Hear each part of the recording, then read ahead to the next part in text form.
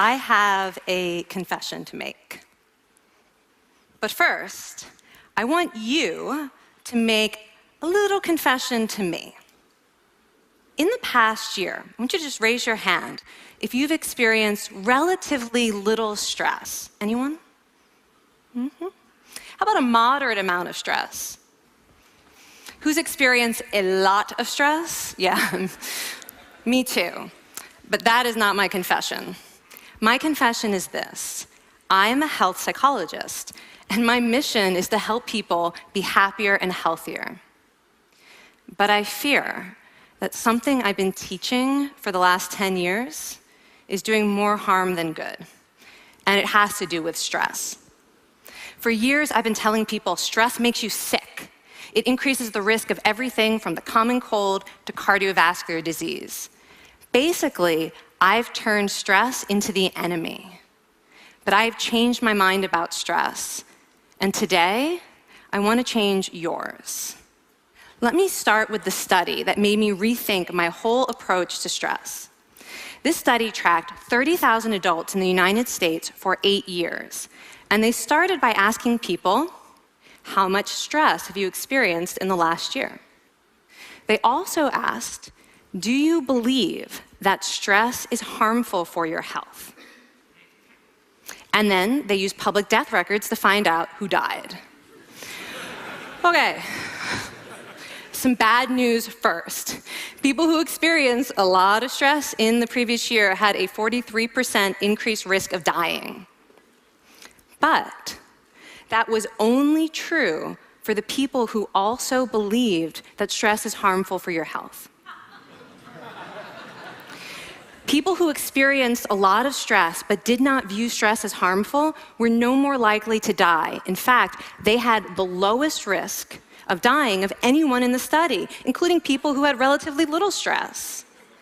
Now, the researchers estimated that over the 8 years they were tracking deaths, 182,000 Americans died prematurely, not from stress, but from the belief that stress is bad for you. That is over 20,000 deaths a year. Now, if that estimate is correct, that would make believing stress is bad for you the 15th largest cause of death in the United States last year, killing more people than skin cancer, HIV, AIDS, and homicide. You can see why this study freaked me out. Here I've been spending so much energy telling people stress is bad for your health.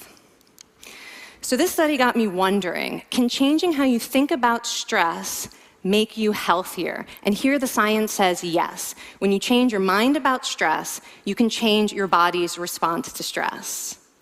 Now, to explain how this works, I want you all to pretend that you are participants in a study designed to stress you out. It's called the social stress test. You come into the laboratory, and you're told you have to give a 5-minute impromptu speech on your personal weaknesses to a panel of expert evaluators sitting right in front of you. And to make sure you feel the pressure, there are bright lights and a camera in your face, kind of like this.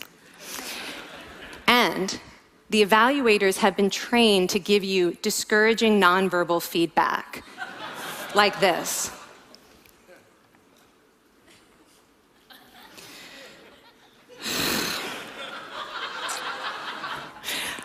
Now that you're sufficiently demoralized, time for part 2, a math test. And unbeknownst to you, the experimenter has been trained to harass you during it. Now, we're gonna all do this together. It's gonna be fun, for me. Okay. I want you all to count backwards from 996 in increments of 7. You're gonna do this out loud as fast as you can, starting with 996. Go. Go faster. Faster, please. You're going too slow. Stop, stop, stop, stop. That guy made a mistake. We're gonna have to start all over again. You're not very good at this, are you? Okay, so you get the idea. Now, if you were actually in this study, you'd probably be a little stressed out.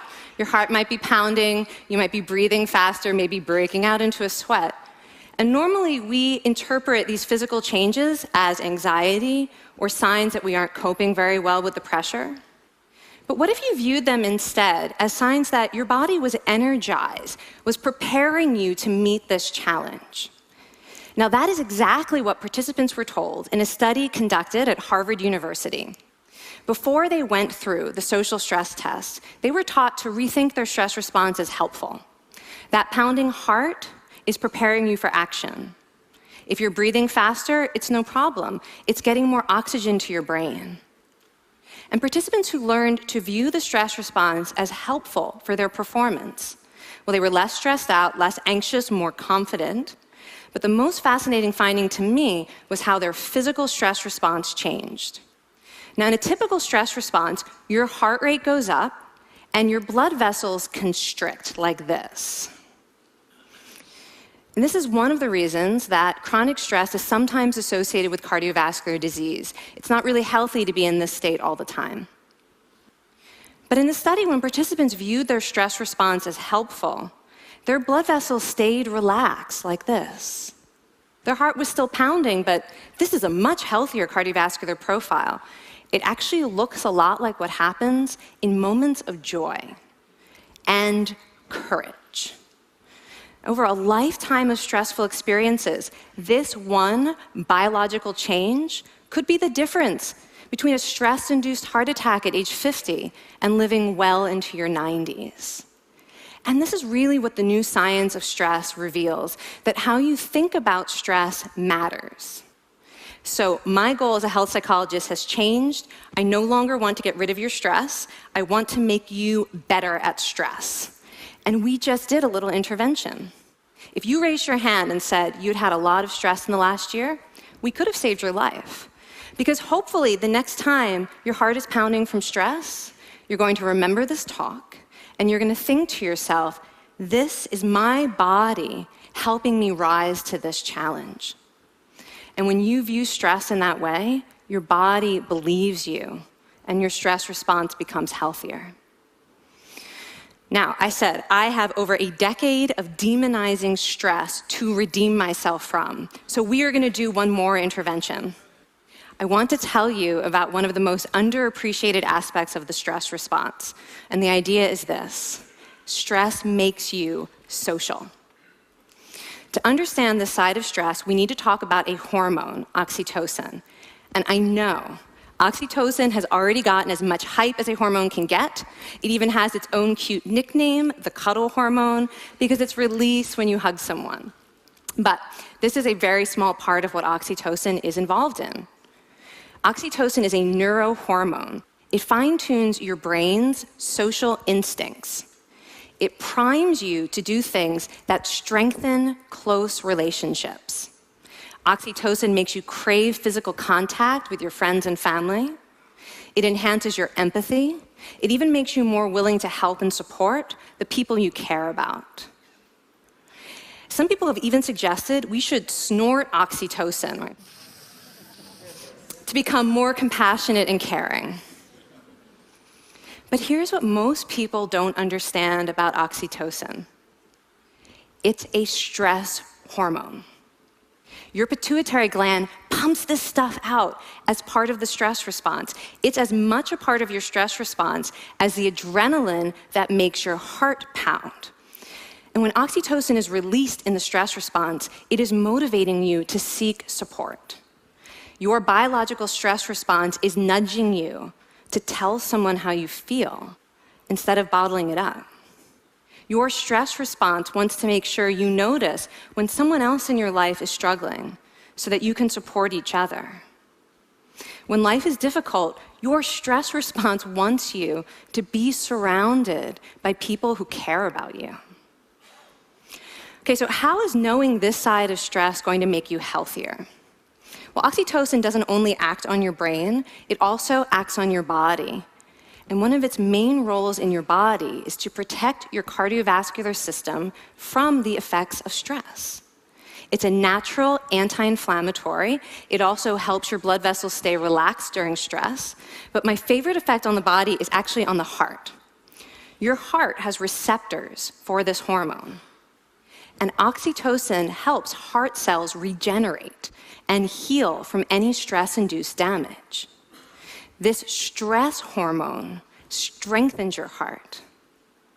And the cool thing is that all of these physical benefits of oxytocin are enhanced by social contact and social support. So when you reach out to others under stress, either to seek support or to help someone else, you release more of this hormone, your stress response becomes healthier, and you actually recover faster from stress. I find this amazing that your stress response has a built-in mechanism for stress resilience. And that mechanism is human connection.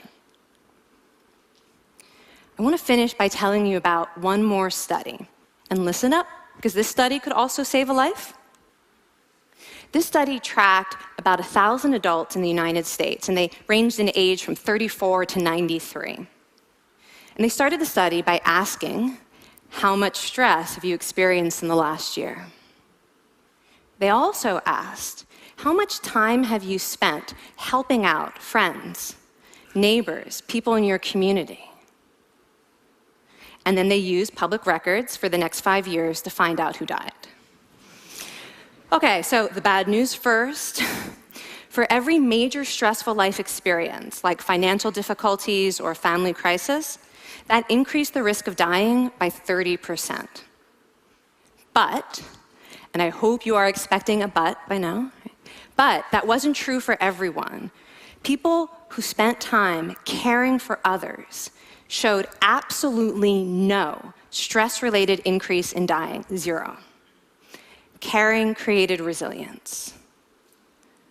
And so we see once again that the harmful effects of stress on your health are not inevitable. How you think and how you act can transform your experience of stress. When you choose to view your stress response as helpful, you create the biology of courage. And when you choose to connect with others under stress, you can create resilience. Now, I wouldn't necessarily ask for more stressful experiences in my life, but this science has given me a whole new appreciation for stress. Stress gives us access to our hearts. The compassionate heart that finds joy and meaning in connecting with others. And yes, your pounding physical heart working so hard to give you strength and energy. And when you choose to view stress in this way, you're not just getting better at stress, you're actually making a pretty profound statement. You're saying that you can trust yourself to handle life's challenges.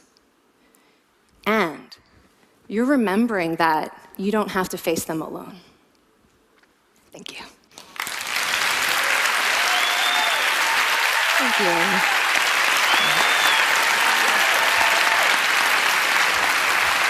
I mean, this is kind of amazing what you're telling us. It seems amazing to me that a belief about stress can make so much difference to someone's life expectancy.